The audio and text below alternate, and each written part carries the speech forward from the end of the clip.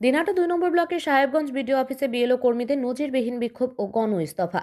দিনহাটা ২ নম্বর ব্লকের সাহেবগঞ্জ বিডিও অফিসে বিএলও কর্মীদের নজিরবিহীন বিক্ষোভ ও গণ ইস্তফাকে কেন্দ্র করে চাঞ্চল্য ছড়ালো।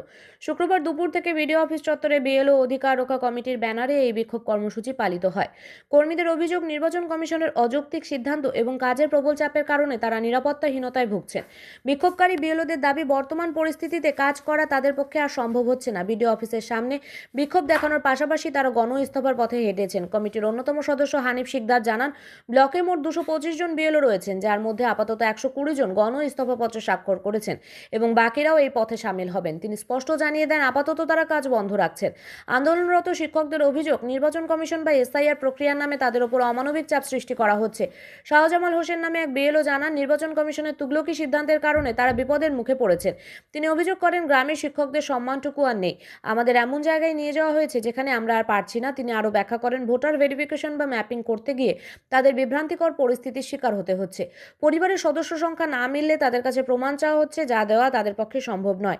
এই প্রক্রিয়ায় বৈধ ভোটার বাদ গেলে গ্রামে করেন তিনি। ভিডিওর কাছে তুলে ধরেন হয়। বিক্ষোভকারীদের দাবি, জানান যে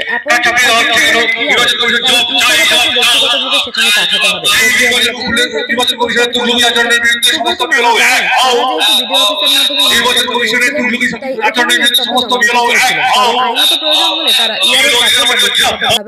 ইস্তফা দিতে প্রস্তুত, তাতে তাদের কোনো আপত্তি নেই। তিনি দৃঢ় ভাষায় জানান, এই পরিস্থিতির সাথে আপোষ করার কোনো জায়গা নেই। এর সাথে আপোষ করার অর্থ হলো নিজের পরিবার, বিদ্যালয় এবং বৈধ ভোটারদের বাদ দেওয়ার যে চক্রান্ত চলছে তার সাথে আপোষ করা, যা তারা কোনোভাবেই করবেন না।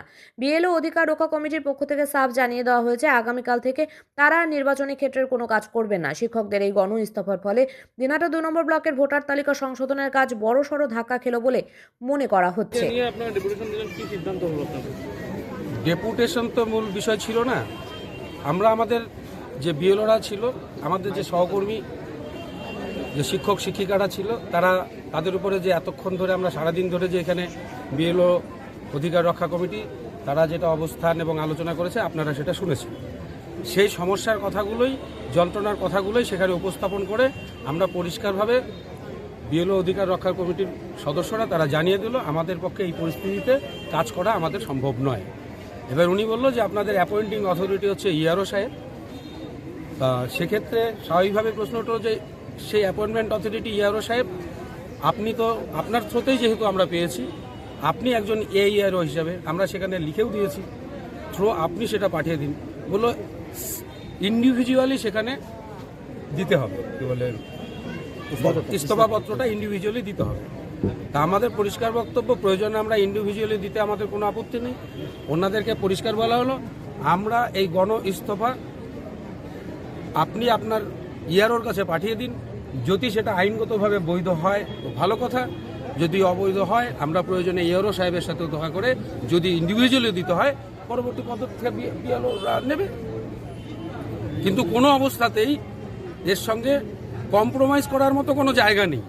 এর সাথে কম্প্রোমাইজ করার অর্থ হচ্ছে পরিবারের সাথে কম্প্রোমাইজ করা, বিদ্যালয়ের সাথে কম্প্রোমাইজ করা, আর বৈধ ভোটারকে যে বাদ দেওয়ার যে চক্রান্ত হচ্ছে তার সাথে কম্প্রোমাইজ করা।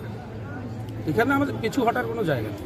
তাহলে আজকে যেহেতু আপনার গণ ইস্তফা দিলেন এবং ভিডিও সাহেব যেটা বললো, আপনি বললেন, তাহলে আগামীকাল থেকে কি বিএলওরা আবার কাজে ফিরবেন না? তাই কাজ করা সম্ভব নয়, সম্ভব নয় কি, তাই তো? অবশ্যই আমরা মোটামুটি আমাদের যন্ত্রণার কথাগুলো, আমাদের যে হেনস্থার কথাগুলো আমরা ভিডিও সাহেবকে জানাইছি। কি কারণে আমরা বাধ্য হলাম যে আমরা এই গণ ইস্তফাটা দিতে।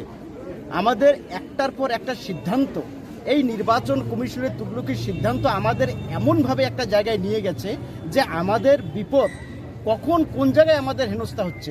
আমরা যে শিক্ষক, সেই শিক্ষকের সম্মানটুকু বর্তমান গ্রামে নাই। আমরা এমন একটা জায়গায় পৌঁছে গেছি, পাচ্ছি না।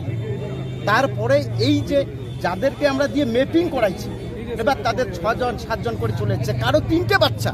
এবারে ওরা বলছে যে বাকি 3টে কোথায়, তাদেরকে প্রমাণ আমরা দিতে পারছি না। এই যে মানুষের একটা করে প্রশ্ন, তারপরে যদি এই বৈধ ভোটাররা বাদ যায়, ওরা প্রথমে ধরবে আমাদেরকে হয়তো মার খেতে হবে, আমাদের এখানে হামলা হবে। তাই আমাদের জীবন রক্ষার্থে আমরা তো যথেষ্ট নিষ্ঠার সঙ্গে এবং যথেষ্টভাবে আমরা কাজ করছি। তারপরেও আমাদের যে এই অবস্থা সেটা আমরা বিডিও স্যারকে জানাইলাম এবং আমরা সবাই গণইস্তফা দিলাম এবং আমি নিজেই বললাম যে কালকে থেকে আমরা কাজ করব না, এখন বাকিটাও না। আমরা আপাতত 120 জন গণ ইস্তফাতে আমরা স্বাক্ষর করেছি, অনেকেই বাইরে ছিল আর সেই সংখ্যাটা বাড়বে। আমরা বুথ নাম্বার দিয়ে দিয়ে করেছি, অধিকাংশই আমরা ধরতে পারি যে সবাই গণ ইস্তফার পথে সামিল হবে। কতজন রয়েছে টোটাল? আমাদের 225 জন রয়েছে। অনেকে হয়তো হিয়ারিংয়ের কারণে বুঝতে পারিনি, আসতে পারিনি, তো আগামীতে সেই নামগুলো সংযোজন হবে। মোটের উপর কথা যেটা দাঁড়ালো, সকলেই গণ ইস্তফাতে সামিল হচ্ছে। তাহলে কি আগামী কাল থেকে কি হ্যাঁ, অবশ্যই গণ ইস্তফা দিয়েছি, উনি সেটা অ্যাকসেপ্ট করবে কি করবে না সেটাও আমরা জানতে পারবো, কিন্তু আমরা আপাতত কাজ বন্ধ রাখছি। তো আপনার নাম? আমি হানিফ সিকদার। আমার নাম শাহজামাল হোসেন।